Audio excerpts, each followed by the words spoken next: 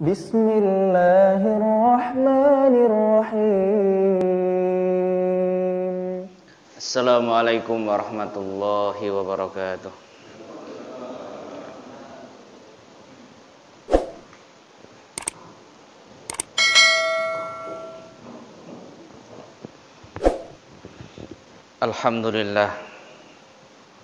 Alhamdulillahilladzi ahyana ba'dama amatana wa ilaihin nusyur.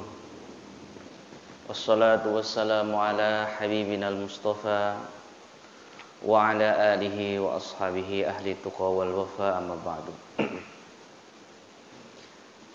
Yang saya hormati para pengurus DKM Masjid Al-Ikhlas, para jamaah salat subuh yang hadir pada pagi hari ini, semoga Allah berikan kemuliaan.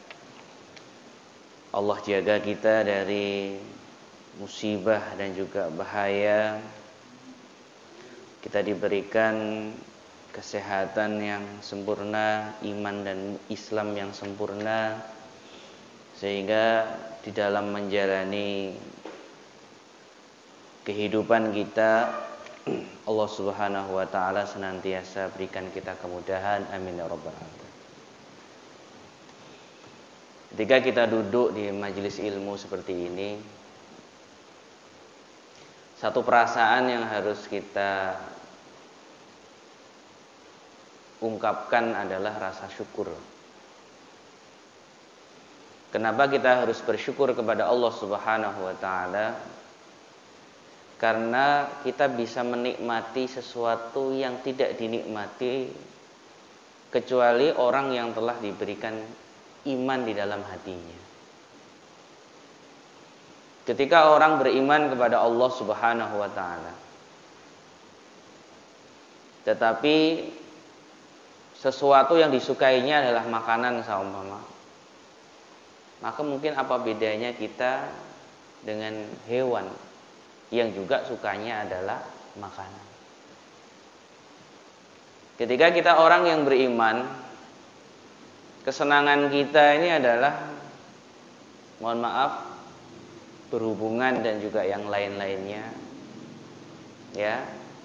Terus apa bedanya kita dengan makhluk-makhluk yang lain? Kita boleh melakukan hal-hal mubah tersebut, bahkan ketika kita niatkan bisa menjadi amal ibadah kita. Tetapi ketika kita mengatakan amanna billah, kita beriman kepada Allah Subhanahu wa ta'ala, maka kita harus punya amaliyah-amaliyah yang khusus, yang hanya dimiliki oleh orang-orang yang beriman. Maka ketika kita sholat seumpama ya, maka kita harus bisa menghadirkan dalam hati kita bahwa ini adalah nikmat yang besar dari Allah, yang tidak semua makhluk Allah diberikan kesempatan untuk sholat. Ketika kita duduk di majelis taklim, maka kita harus merasa bahwa ini adalah nikmat yang besar yang hanya Allah berikan orang-orang yang di dalam hatinya ada kecintaan kepada Allah. Kalau Bapak nggak ada cinta hatinya di dalam Allah, di dalam hatinya tidak ada cinta kepada Allah, maka tidak akan mungkin Bapak mempunyai betah ya, mau duduk seperti ini di majelis ilmu seperti ini. Makanya orang-orang yang beriman ini unik. Di dalam bersikap juga unik, di dalam beribadah juga unik, di dalam bermuamalah juga unik. Kenapa?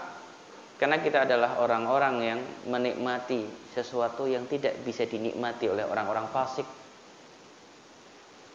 Karena kita adalah orang-orang yang bisa menikmati sesuatu yang tidak bisa dinikmati oleh orang-orang kafir. Kalau naik gunung itu suatu kenikmatan, iya, suatu kenikmatan. Tapi apa bedanya Bapak dengan orang-orang yang minum minuman keras pun mereka suka naik gunung.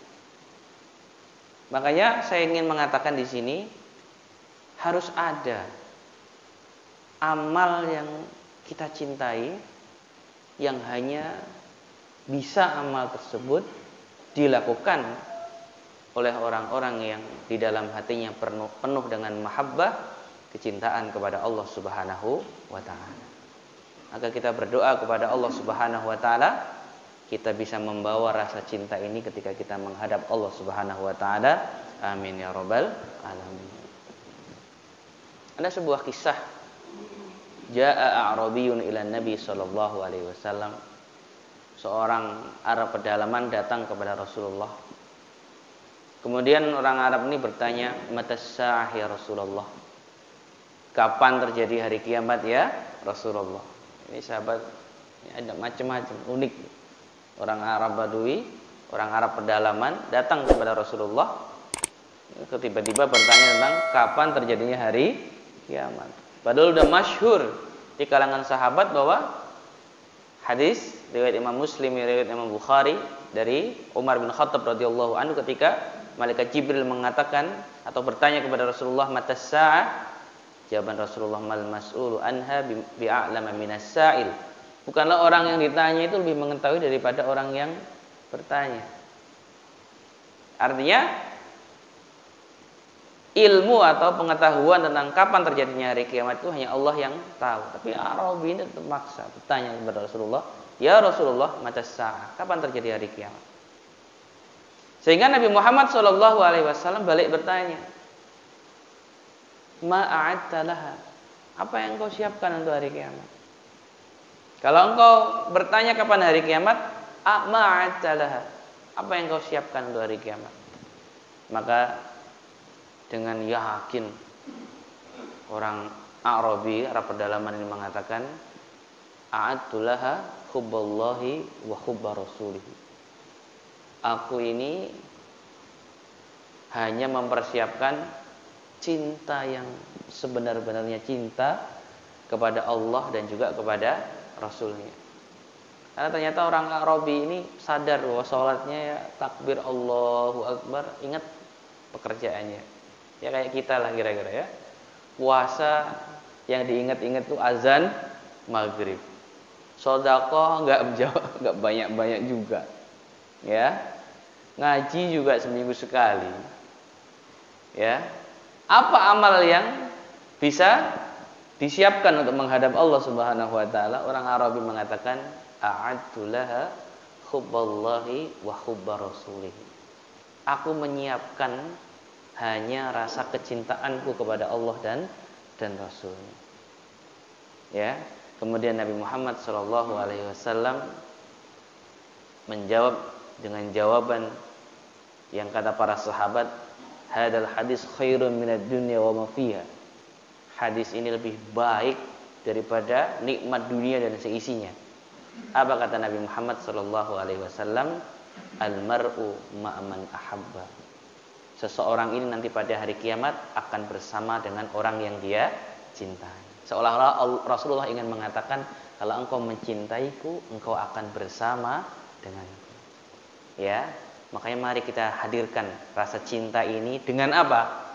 Dengan membuat sebuah amalan yang amalan tersebut, Pak, hanya bisa dinikmati, hanya bisa dicintai, hanya bisa diistiqomai oleh orang-orang yang diberikan iman di dalam hatinya. Seperti kita hadir di majelis taklim seperti ini.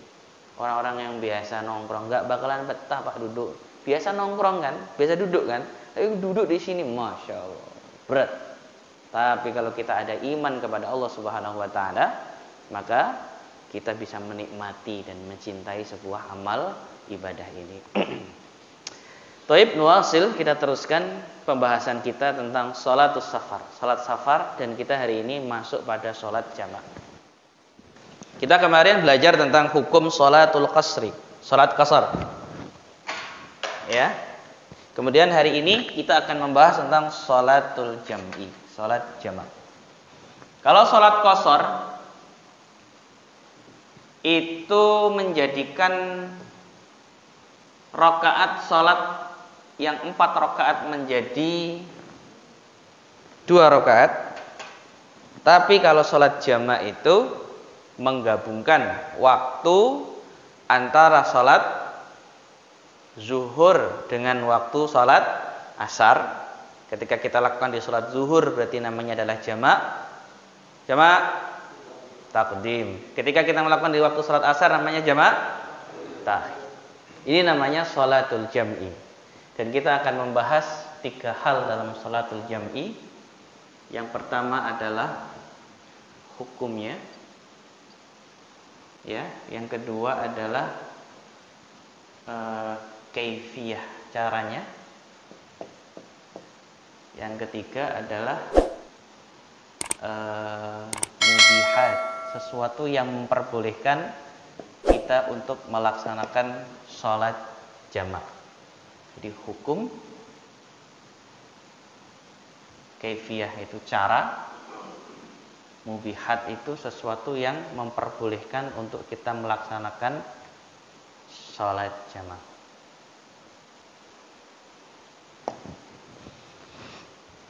Boleh nggak Pak sholat jamak? Kalau kita safar, boleh nggak sholat jamak? Boleh? Nah, kalau boleh berarti Bapak belum belajar perbandingan mazhab. Sholat jamak ini ulama sepakat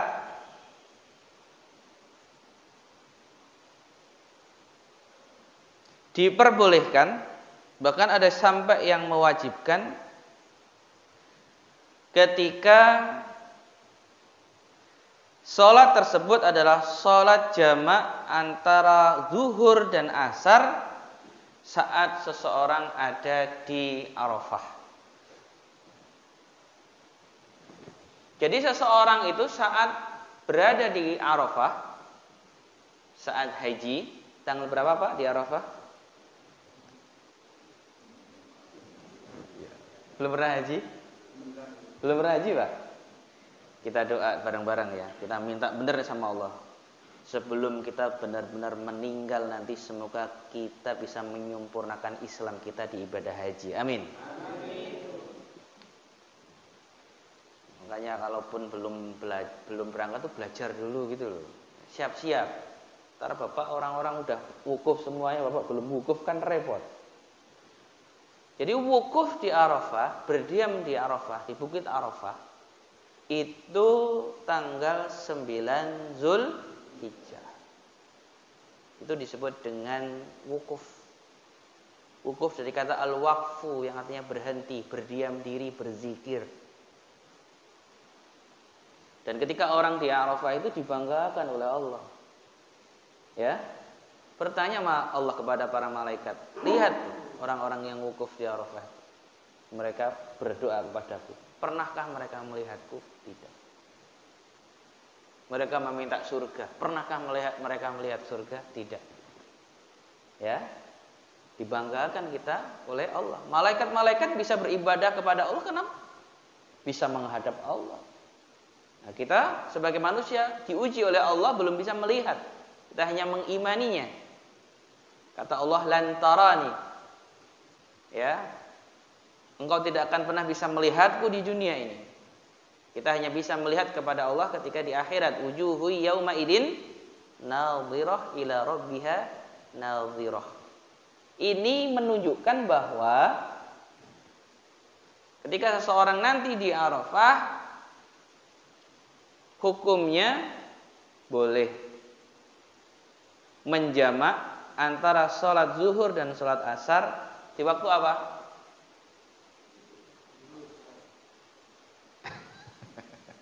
Di waktu apa Pak?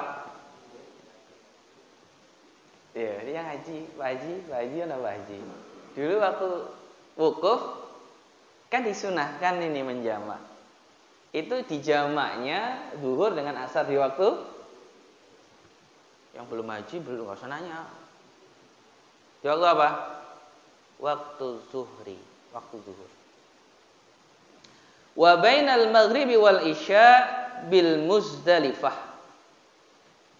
Tapi saat orang setelah wukuf di Arafah kemudian ke Muzdalifah untuk melempar jumrah, mereka menjamak waktu maghrib dan waktu salat isya itu di waktu salat isya. Nah, ini. Kenapa ada dalil seperti ini? Karena ini yang dilakukan Rasul. Ya, ini yang dilakukan Rasul. Jelas nasnya.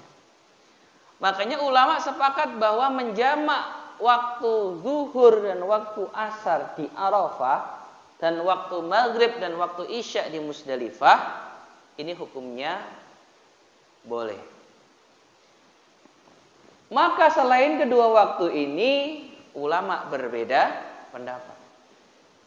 Pendapat yang pertama mengatakan bahwa la yajuzu, gak boleh orang menjamaknya. Ini hukum yang pertama, tidak boleh. Pendapat siapa? Imam Abu Hanifah.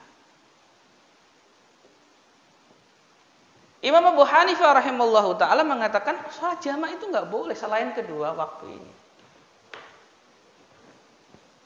Ya, nggak boleh. Karena sholat jamaah itu akan mengeluarkan satu waktu sholat kepada waktu sholat yang lain. Padahal inna sholata kanat 'alal mu'minina kitaban mauquta. Sholat itu kewajibannya sudah ditentukan waktunya. Maka Imam Abu Hanifah rahimahullahu ta'ala bersikeras bahwa nggak boleh orang ngejamak sholat kayak bapak safar ngejamak sholat seperti itu nggak boleh. Ya, nggak boleh. Maka ketika datang azan, maka sholatlah. Nggak bisa berdiri duduk. Nggak bisa pakai air tayamum. Fattaqullaha mastata'tum. Kalau datang azan sholat. Kata mazhab Imam Abu Hanifah. Sedangkan jumhurul ulama, mayoritas ulama mengatakan bahwa salat jamaah itu tidak terkhusus pada dua waktu tadi, ketika di Arafah dan di Musdalifah, tetapi mengatakan bahwa salat jamaah itu boleh dengan syarat. Dan ini adalah pendapat dari mayoritas ulama. Ikut yang mana, Pak? Ikut yang mana? Ikut yang kedua. Kita itu selalu ngambil tuh yang ringan ya. Ini penyakitnya orang belajar perbandingan mazhab tuh, Pak. Selalu yang ringan. Coba sekali-sekali saya ngedengar, saya ikut Imam Abu Hanifah. Yang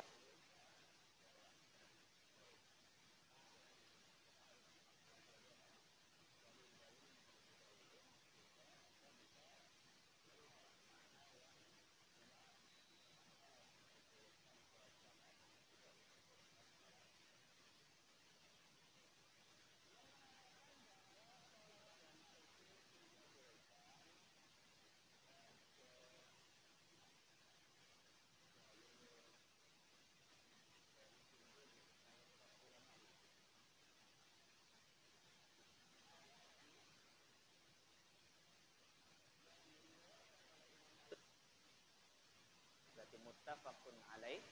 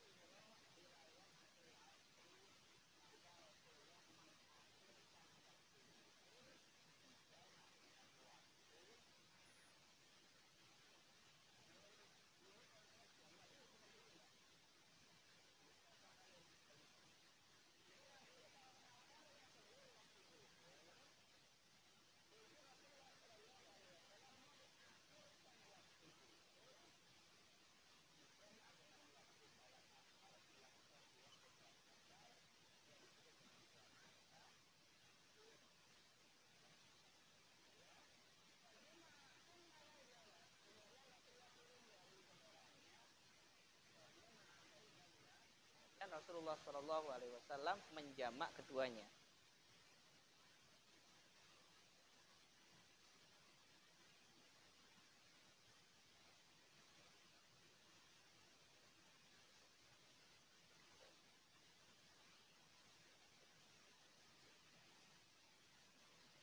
Ya, itu cara jamak sholat itu seperti itu.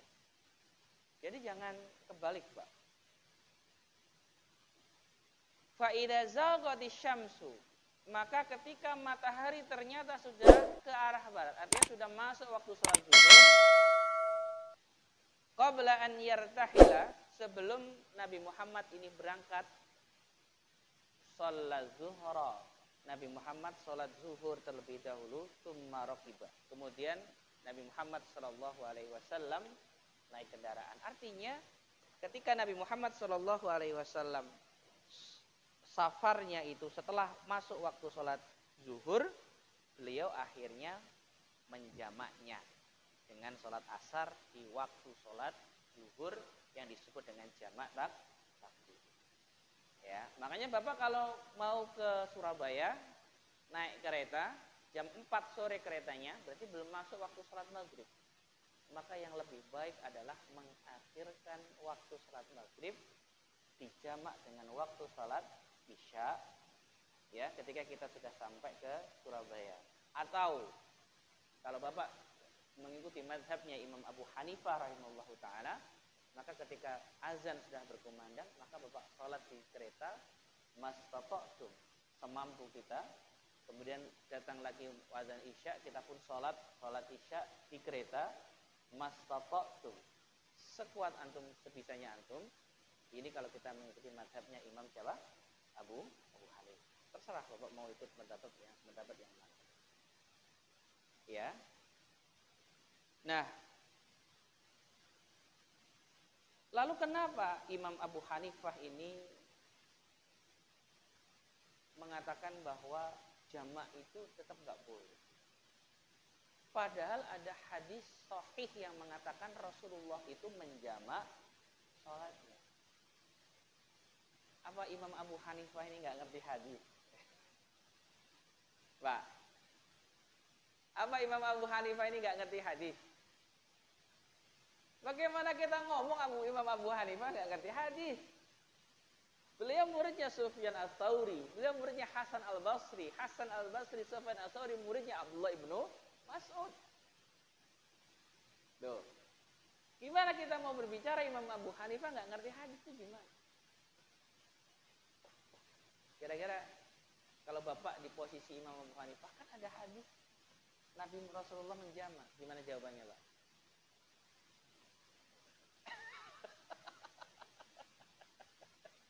Duh.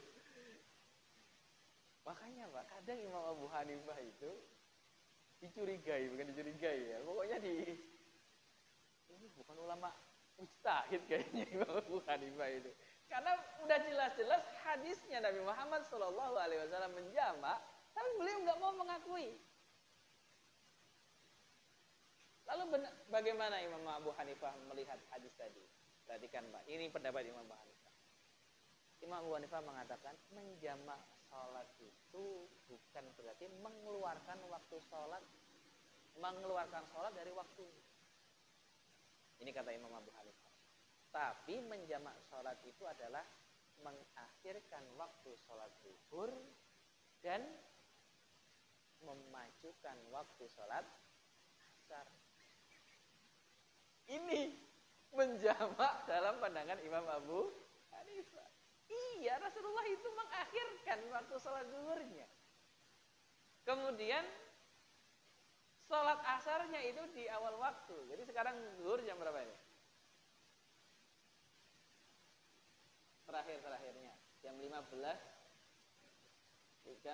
pas ya, jam 3 sore pas itu waktu sholat asar. Berarti sholatnya itu jam 49, terlalu mepet ya. 14:45 ya, atau 14:50 lah ya. 14:50. Jadi diakhirkan waktu sholat zuhurnya, kemudian waktu sholat asarnya dilanjutkan di awal. Ya, kenapa Imam Abu Hanifah tetap kekeh bahwa sholat jamak itu tata cara yang seperti itu? Karena beliau tetap mengatakan bahwa tidak diperbolehkan sholat itu dikeluarkan dari waktu. Dengan hadis dalil Quran yang saya bacakan tadi. Ya, ini termasuk boleh dan tidaknya sholat hukum dari sholat jamak. Tapi saya yakin Masjid Al-Ikhlas ikut mayoritas ulama, ya, karena orang traveling ini juga kalau nggak bisa jamak nggak bisa qasar.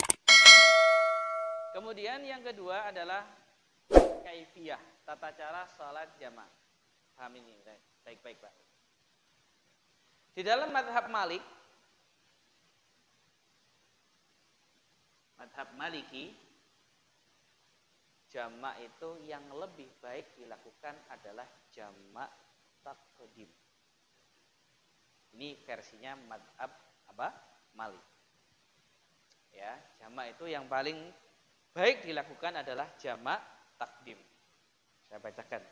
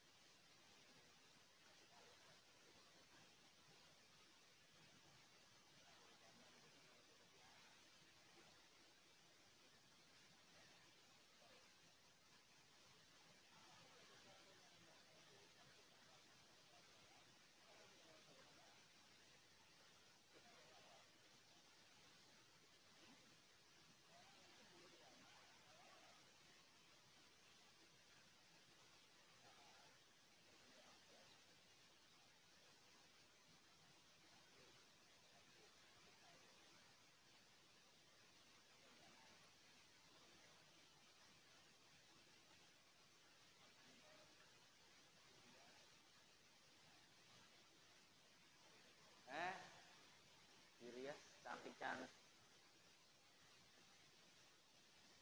Apa itu Pak? Enggak apa di sholat jamak.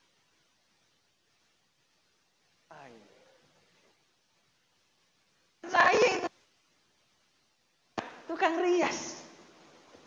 Ayo. Apa lagi? Bapak pernah dengar sholat jamak? Sebabnya apa lagi?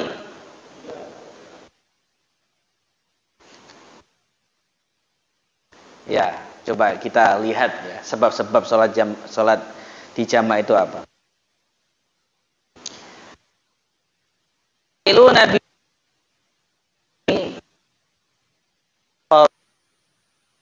lafu fil jam'i fil hadari. Perhatikan ya. Sholat jamak itu diperbolehkan ketika dia safar. Dalam keadaan safar atau bepergian. Ini boleh sholat jamak, boleh sholat apa? qasar. Kita pakai pendapat jumhur, mayoritas ulama. Ya, kalau kita pakai pendapat Imam Abu Hanifah ya boleh, tapi dengan cara seperti ini. Nah, kalau yang safar, oke lah, kita udah nggak bahas, udah banyak pembahasannya. Kita akan membahas ketika dalam keadaan hadir. Hadir itu maksudnya apa? Di rumah, tidak dalam keadaan safar. Boleh nggak Pak? Orang di rumah ngejamak sholat, boleh nggak? Jawabannya adalah khilaf. Kalau masalah safar, sudah hampir semua ulama kecuali Imam Abu Hanifah itu langsung menjadikan rukhsah, keringanan orang keringanan dari orang safar ini adalah jamak dan qasar. Ya. Tetapi yang menjadi masalah adalah bagaimana ketika dia di rumah, tidak dalam keadaan safar.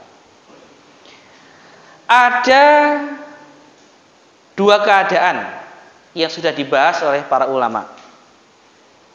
Ya. Yang pertama adalah ketika terjadi hujan, dan yang kedua adalah ketika terjadi keadaan sakit. Hujan dan sakit. Ya. Sini. Wa amal jam'u fil hadari li'udril matar, menjamak salat karena uzur hujan, fa ajazahu asy-Syafi'i lailan kana aw naharon.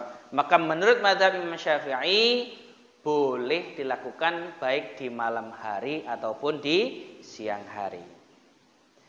Tapi menurut Imam Malik rahimahullahu taala boleh menjamak salat dengan hujan itu hanya ketika salat malam.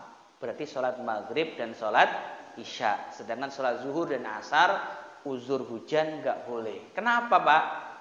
Ya ini, Bapak itu repotnya nggak tinggal di Madinah. Ya, di sana itu kalau hujan itu dinginnya luar biasa. Kalau malam dinginnya luar biasa, kalau siang biasa saja hujan itu. Makanya menurut Imam Abu Hanifah boleh menjamak antara maghrib dan isya ketika hujan, tapi nggak boleh menjamak antara zuhur dan asar ketika hujan. Bagaimana tata cara menjamak sholat waktu hujan? Mau praktek nggak Pak? Saya kasih ilmunya, berani praktek nggak? Loh, ini ada dalam kitab-kitab mazhab Syafi'i. Justru mazhab Syafi'i yang paling ringan urusan jamak waktu apa? Waktu hujan. Mazhab Syafi'i itu paling ringan Pak. Karena memperbolehkan siang dan malam. Caranya begini, ketika Bapak sholat zuhur, ya, Bapak takbir Allahu Akbar, kemudian Bapak salam, Assalamualaikum, Assalamualaikum. Ternyata keadaannya apa? Keadaannya apa? Hujan. Maka seketika itu Bapak langsung boleh qomat kembali untuk langsung melaksanakan sholat asar. Ya, enak nggak Pak? Loh, ajaran agama itu ringan nggak? Sayangnya uzur ini tidak banyak dipakai oleh